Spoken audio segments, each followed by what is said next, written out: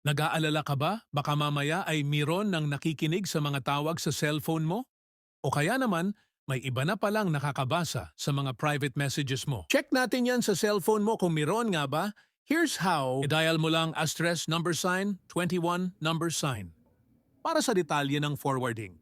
At dito mag-a-appear yung MMI code, tapos hintayin pag nakikita mo, not forwarded yung mga nakasulat.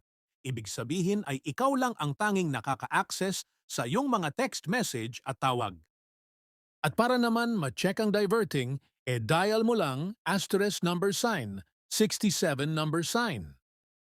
And here you will see the details of diverting kapag busy yung cellphone mo. Saan ba napupunta yung mga tawag or SMS? Kapag not forwarded, nakalagay meaning safe pa rin ang privacy mo.